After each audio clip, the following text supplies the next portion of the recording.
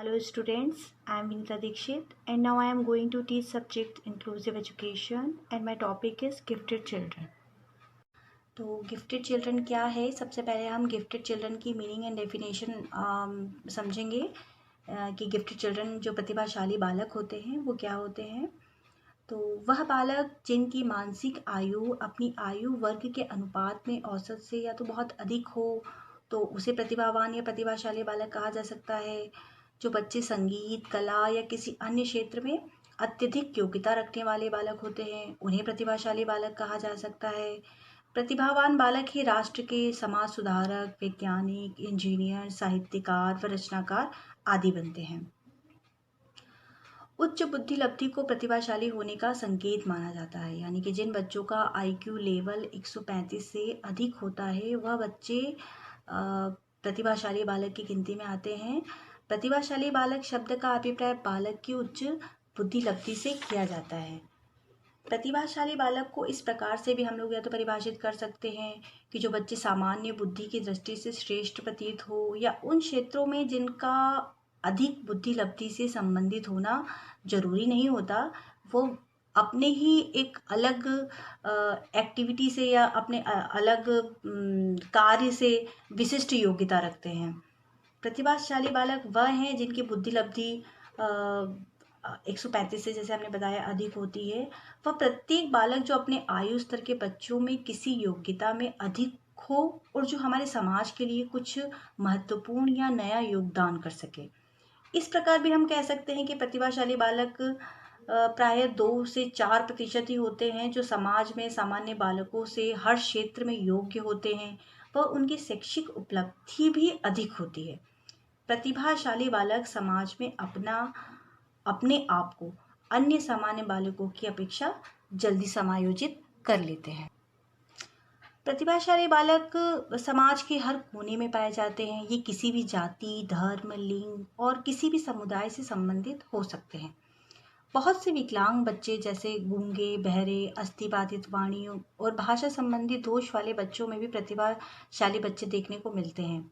हमारे सामने इतिहास के पन्ने में छुपे हुए ऐसे बहुत से उदाहरण आते हैं जो अपनी प्रतिभाशाली व्यक्तित्व के लिए जाने जाते हैं, जैसे ग्राहम बेल है, थॉमस एडिसन, जॉर्ज वॉशिंगटन आदि कुछ ऐसे ही उदाहरण हैं जो अपनी अपनी अधिगम असमर्थताओं के लिए जाने जाते हैं। जैसे हमने सूरदास जी को देखा है। सूरदास जी जन्मान थे, पर अपनी विशेषता की वजह से वो बहुत विशिष्ट रूप में फेमस हुए, प्रसिद्धि प्राप्त हुई उनकी। हम बहुत से ऐसे नामों को भी जानते हैं जिनका शारीरिक व मानसिक स्वास्थ्य ठीक न होते हुए भी उन्होंने विभिन्न क्षेत्रों में नाम प्रसिद्धि कमाई अपनी। अतः प्रतिभाशाली बच्चे केवल बुद्धि में उत्तम नहीं होते बल्कि शारीरिक, संवेगात्मक या सामाजिक शिक्षा तथा अपनी आयु के कई बच्चों से कई और विशेषताओं में भी उत्तम होते हैं।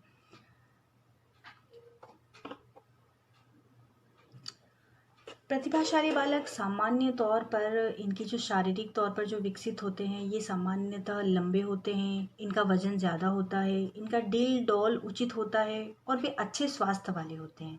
इनकी ज्ञानेंद्रिय प्रखर होती है, इनका व्यवहार बहुत अच्छा होता है। ये साधारण बच्चों की अपेक्षा बैठना, खड़े होना, दांत निकालना तथा बोलना छोटी आयु में ही सीख जाते हैं। कुछ बौद्धिक विशेषताएं भी होती है, जैसे कि इनमें अग्रलिखित विशेषताओं को शामिल किया जा सकता है। इनकी रुचियां भिन्न भिन्न तथा विस्तृत होती हैं। इनका भाषात्मक विकास उच्च स्तर का होता है। इनमें मौलिक विचारों के निर्माण व समस्याओं को समाधान करने की योग्यता होती है। इसके अलावा इनका शब्द भंडार विशाल होता है। इनका साधारणतः ज्ञान भी अच्छा होता है। कई बार ये बच्चे संवेगात्मक अस्थिरता भी दिखाते हैं। इनका व्यक्तित्व सामान्यतः विशिष्ट होता है। इनमें हास्य विनोद का स्वभाव अधिक होता है। ये घर, स्कूल व समाज के कार्यों में रुचि लेते हैं और कार्य का सौंपा जाना पसंद करते हैं, क्योंकि ये कार्य को उत्तरदायित्व की भावना से पूरा करना चाहते हैं। इनमें उत्तरदायित्व की भावना क्या होती है? अधिक होती है। और ये बालक सामाजिक दृष्टि से भी सुदृढ़ होते हैं। अब इसी के आगे हम देखेंगे आइडेंटिफिकेशन ऑफ गिफ्टेड चिल्ड्रन। प्रतिभाशाली बच्चों की पहचान क्या होती है। तो कैसे हम पहचान सकते हैं कि ये बच्चे प्रतिभाशाली हैं? तो इसके लिए हम क्या क्या परीक्षण कर सकते हैं और किस तरह से जान सकते हैं कि ये बच्चे प्रतिभाशाली हैं? तो प्रतिभाशाली बच्चों की पहचान के लिए हम इनकी छिपी हुई जो शक्तियां हैं उनको कैसे बाहर निकाल सकते हैं, और प्रतिभाशाली बच्चों के लिए विशिष्ट शिक्षा आयोजन की तरह जो हमारा पहला कदम होना चाहिए वो क्या होना चाहिए।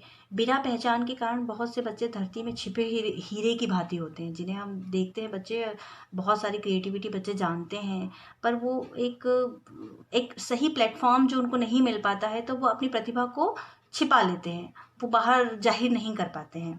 तो इसके लिए जो आइडेंटिफिकेशन जो होना चाहिए, जो पहचान होनी चाहिए बच्चों की, वो कैसे होनी चाहिए? तो देखिए, एंगल ऑफ आइडेंटिफिकेशन तो पहला होना चाहिए हमारा बिहेवियर क्यूज। तो बिहेवियर क्यूज क्या होता है? व्यवहारिक एक संकेत होता है जिसमें प्रतिभाशाली को प्रकट करने के लिए बहुत से व्यवहारिक संकेत होते हैं। इनमें से कुछ का वर्णन हम इस प्रकार कर सकते हैं, जैसे शीघ्रतापूर्वक और आसानी से याद करना या सीख जाना, अपने आयु स्तर के हिसाब से इनका शब्द भंडार विशाल होता है, जो कुछ सुनता व पढ़ता है उसे बिना रटे हुए काफ़ी लंबे समय तक याद रख सकते हैं ऐसे बच्चे। इनकी जिज्ञासा प्रवृत्ति तीव्र होती है, ऐसे बहुत सी बातों के बारे में जानता है जिसे अपने अन्य समवयस्क साथी नहीं जानते हैं। जो साथ में बच्चे पढ़ रहे हैं वो बच्चे इतनी जल्दी नहीं समझ पाते हैं जितने जल्दी प्रतिभाशाली बच्चे समझ लेते हैं। काफ़ी कठिन मानसिक कार्यों को कर सकने की स्थिति इनमें बहुत अधिक होती है। इनका ध्यान व एकाग्रता काफ़ी होती है। यह मौलिक चिंतन कर सकते हैं, और उनके काम करने के जो ढंग होते हैं, जो मौलिकता होती है, वह अन्य बच्चों से अलग होती है। सामान्य बुद्धि और व्यावहारिक ज्ञान का बहुत अच्छा उपयोग कर सकते हैं।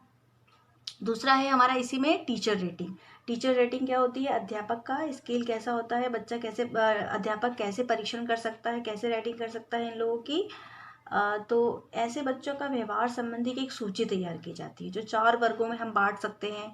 इस सूची के आधार पर अध्यापक ऐसे बच्चों की पहचान कर सकता है जो प्रतिभाशाली होता है।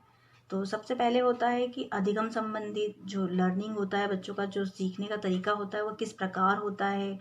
तो इस पे क्या कर सकते हैं हम लोग? अपनी आयु व स्तर के बच्चों से इनका शब्द भंडारण विशाल जो होता है उनको सुनना, उनको हम कोई विषय समझा रहे हैं तो हम जब परीक्षण करते हैं बच्चों का तो उन शब्दों का भंडार बच्चों में कितना है, बच्चों ने कितना समझा है, तो उसके लिए एक परीक्षण किया जाता है जो हम परीक्षा जो बच्चों की लेते हैं, तो उसके अनुसार हम लोग ये जांच सकते हैं।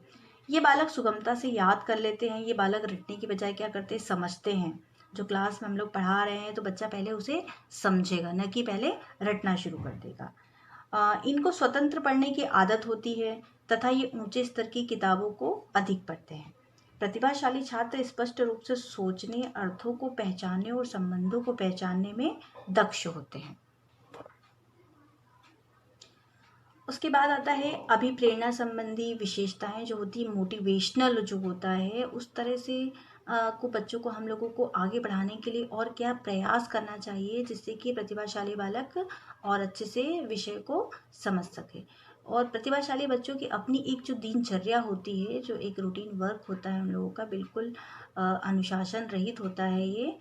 किसी भी कार्य को पूरा करने की के प्रति जो दृढ़ता होती है वो जो पूर्ण रूप से कर सकते हैं, या बहुत अधिक जिज्ञासु होते हैं, समस्या समाधान के प्रति अधिक मौलिकता रखते हैं बच्चे। इसी के अंतर्गत तीसरा आता है टेस्ट ऑफ आईक्यू लेवल, बुद्धि परीक्षण जिसे हम कहते हैं बुद्धि लब्धि परीक्षण। तो बुद्धि लब्धि परीक्षण जैसे कि हमने आपको बताया 135 और 140 के से अधिक जिन बच्चों का आईक्यू लेवल होता है वो बच्चे प्रतिभाशाली बच्चों की गिनती में आते हैं, उनकी श्रेणी में आते हैं। तो इसका आईक्यू लेवल का जो एक तरीका होता है वो किस तरह से होता है? अध्यापक का निरीक्षण होता है। अध्यापक जो निरीक्षण करता है क्लास में, जब हम कोई विषय पढ़ा रहे हैं तो पढ़ाते पढ़ाते हम देख रहे हैं कौन सा बच्चा सब्जेक्ट के बीच में अगर हम कोई क्वेश्चन कर रहे हैं या हम उनकी परीक्षा ले रहे हैं तो जो उनके परिणाम होते हैं, जो उनकी सोच होती है, वो जब बाहर निकल कर आती है तो उससे पता चलता है कि बच्चे का आईक्यू लेवल क्या है, बच्चा कितनी जल्दी विषय को समझ पा रहा है। सामूहिक उपलब्धि परीक्षण, इन परीक्षणों का प्रयोग प्रतिभाशाली बच्चों में शैक्षिक उपलब्धि के बारे में विश्वसनीय जानकारी इकट्ठी करने के लिए किया जाता है। इसी के अंतर्गत आता है सृजनात्मक परीक्षणों का प्राप्तांक। स्कोर ऑन क्रिएटिविटी टेस्ट जो हम लोग लेते हैं बच्चों का, प्रतिभाशाली के क्षेत्र का सम्मान करते हुए सृजनात्मक की श्रेणी का मापन किया जाता है।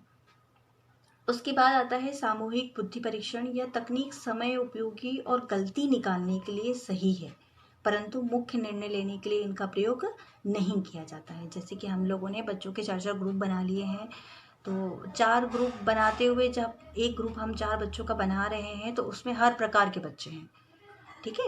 उसमें नॉर्मली बच्चे भी हैं, मंद बुद्धि वाले बच्चे भी हैं और मेधावी बच्चे भी हैं जो प्रतिभाशाली बच्चे होते हैं। तो इन बच्चों के ग्रुप में हम लोगों ने, अगर शिक्षक अगर कोई प्रश्न पूछ रहा है, कोई क्वेश्चन कर रहा है, तो उसमें से हम देखते हैं कि जो मंद बुद्धि वाले बच्चे हैं उस विषय को न समझ के उसका जवाब नहीं अच्छे से दे पा रहे हैं, और जो प्रतिभाशाली बच्चे हैं जो विषय को समझ के बहुत अच्छे से अपनी भूमिका अदा करते हैं, बहुत अच्छे से उन जवाबों को सही तरीके से प्रदर्शित करते हैं, तो ये प्रतिभाशाली बच्चों की पहचान होती है। थैंक यू सो मच बच्चों।